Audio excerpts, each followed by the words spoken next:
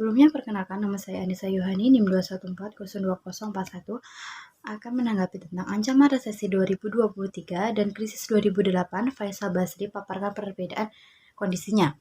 Resesi sendiri adalah kondisi di mana yang dialami oleh suatu negara ketika masyarakat tidak mempercayai keuangannya kepada pemerintah.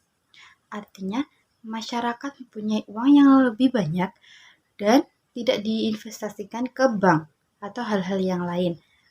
Karena investasi di bank itu diawasi oleh pemerintah sendiri.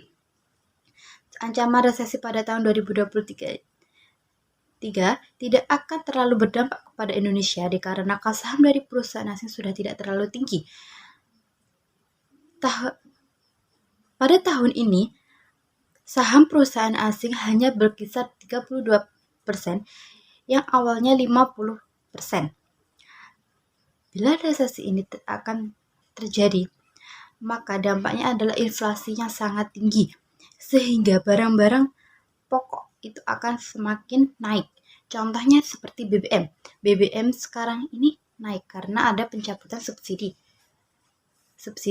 Yang kemarin adalah harga minyak. Minyak itu sangat mahal.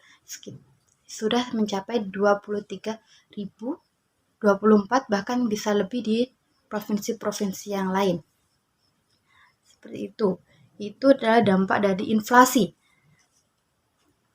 Dan untuk mencegah inflasi tersebut, maka bank akan menaikkan suku bunga sehingga masyarakat akan berbondong-bondong untuk melakukan tabungan, deposito giro, karena tergiur oleh bunga yang tinggi.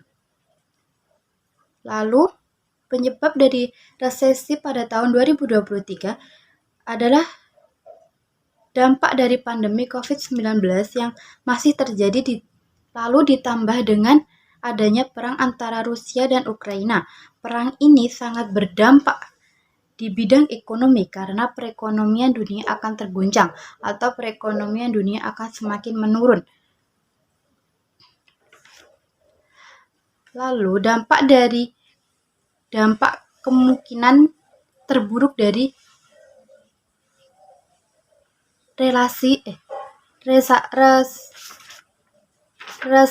resesi di tahun 2023 ini akan dialami oleh Indonesia sendiri, yang akan berdampak pada sektor keuangan, dan untuk mengembalikannya ke bentuk awal akan dibutuhkan sampai 2-3 tahun.